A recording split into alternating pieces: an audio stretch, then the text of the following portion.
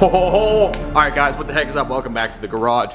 Behind me is probably one of, if not the sickest third-gen CTS-V in existence. I'm naming it the Demon Killer, the Hellcat Demon Killer. Real quick, if this video gets 2,500 likes, I will trade the TRX in on that. I will sell the TRX for that car. All right, so moving right under the hood, the power plant of this beast is an LME LTX 416 billet stroker. Now this engine here started off a journey as a brand new short block from late model engines. This is their LTX 416 stroker kit, all billet everything, all ARP hardware, and it's rated for about 1,400 wheel horsepower.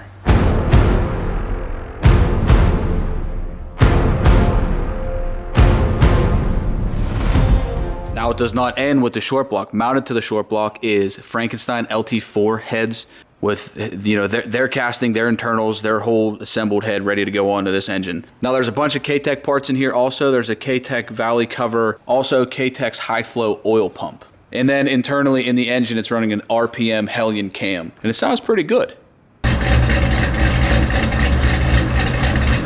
Now, if you guys are familiar with LT4, they run a high pressure fuel system similar to a diesel with direct injection, high pressure fuel pump, and that has always been kind of a limit on the LT4 side of the cars. Whenever you want to get into making more power or bigger power, you got to run some type of port injection add-on system. This is running the 2-high port injection system that mates the 2650 Maggie. We're going to get to that in just a second. And it has a Crawford Racing Hawley control system for the port injection. And supplying that from the back is a complete 4 triple pump fuel system.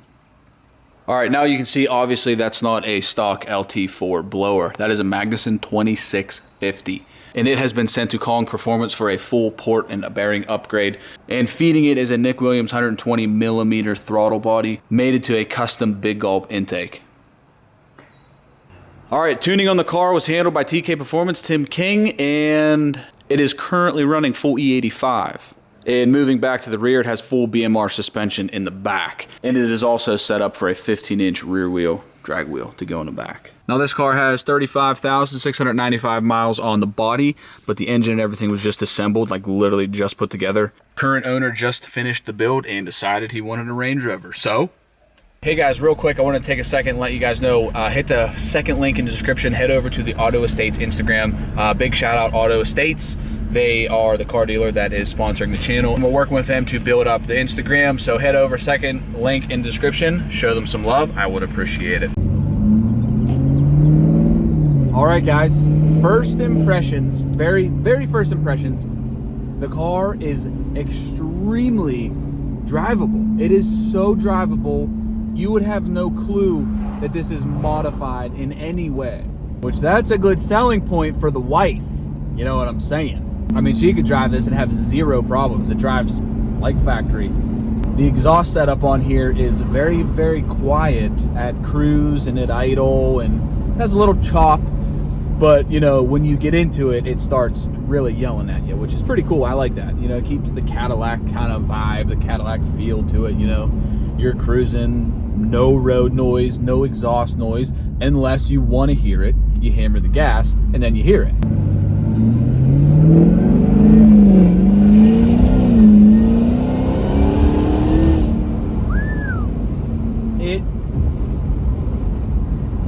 You don't think it has 1,000 horsepower until you roll into the throttle and you kind of don't know what's going on.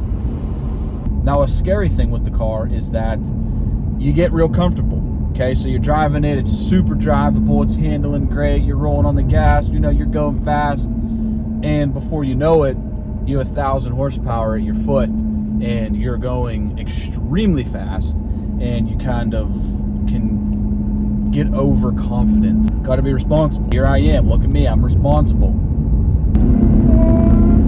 Little supercharger whine, you hit the gas. So we're gonna do like a rolling 20 launch here. So we're doing about 20, and I'm just gonna floor it and see what happens.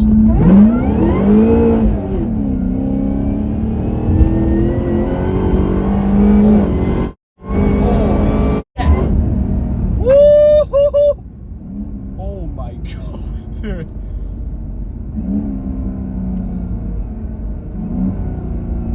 Wow.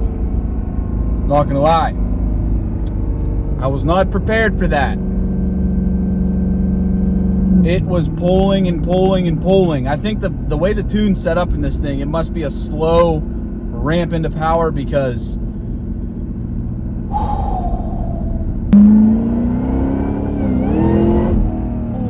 smokes.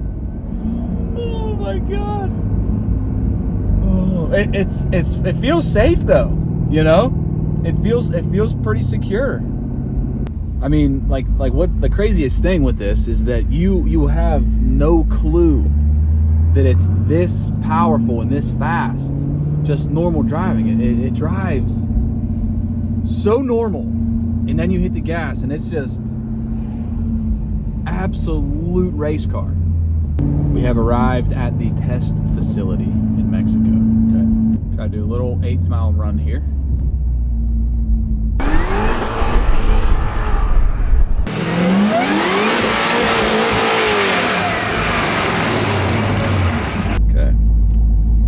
Sport mode. I'm going to turn traction control back on just for the first launch sake, and we're just going to run it.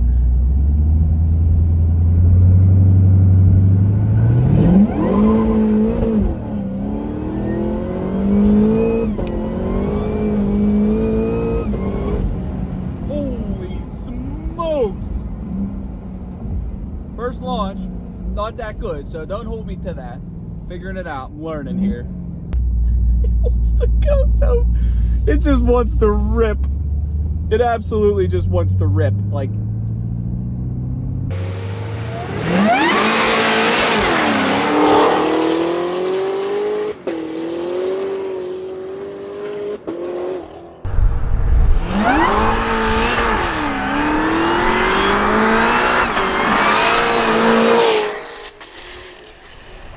I mean, this gets me so pumped up, you guys have no clue.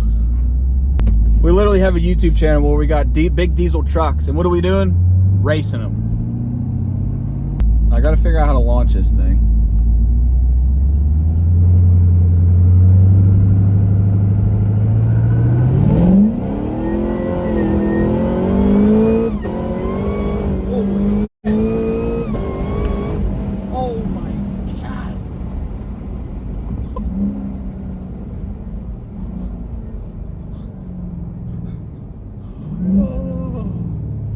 Oh my God.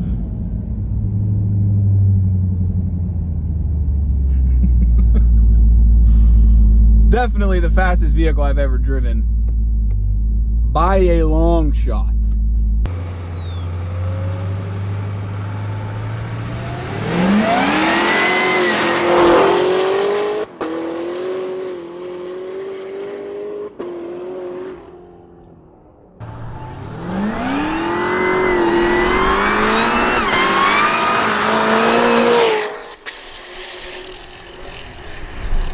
It'll get you pumped up, I'll tell you that.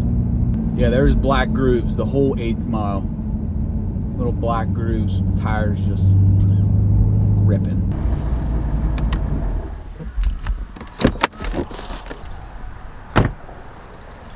Well, all right guys, there you go. First impressions, first review, first drive on a fully built CTS-V 2017.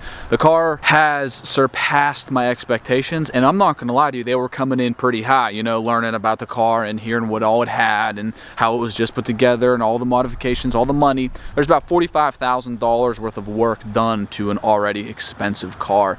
So my expectations were pretty high, to say the least, and let me tell you, the expectations have been far exceeded. Number one thing that I like is the drivability is uncompromised. You could get in this car, drive it to the grocery store, not even have a clue that it's essentially a fully built race car. Next thing, obviously the power. You know, when you hit the gas, when it starts getting into boost, when it's in full ramp on full power, it is just absolutely insane. Full 1,000 horsepower, 980 torque. Just absolutely ripping, and it will surprise you if you're not prepared. First experience with a CTS-V, especially a Gen 3, a V3. This definitely checks the box of Hellcat Demon Killer. Hellcat Demons are like right around, like, I think the best time factory, you know, as they come is like a 965. I think this car is, so by the time you get yourself a Hellcat Demon, you're gonna be your wallet's gonna take a little dent. You know, by the time you get one of these and do all the work that's done to this, you could have a Hellcat Demon killer for cheaper than a Hellcat Demon. And you have a 4-door sedan luxury ride ready to go to the beach with the family if you want to do that. I like having that option. You know, like I said, the Mustang, couldn't use it all that much because of the backseat issue. But guys, remember, if this video hits 2,500 likes, I will trade the TRX for this car. If you guys are interested in this car, hit the first link in the description, shoot me a message. Any questions, any information I can possibly share, I will share with you guys. Post some questions in the comments below. I'll try to get in there and, you know, talk amongst. Fun day, nice car, fun car, absolutely epic. Thank you guys for tuning in today. Don't forget to hit that subscribe button. Give this video a thumbs up if you think a fully built CTS-V is absolutely necessary, because after driving that, I think it's necessary. Why would you want a non-built CTS-V? Why would you want to stock? Why would you want to stock anything? This is what you want right there. Look at that thing. It looks like the black wing deal with, oh my goodness. All right guys, peace.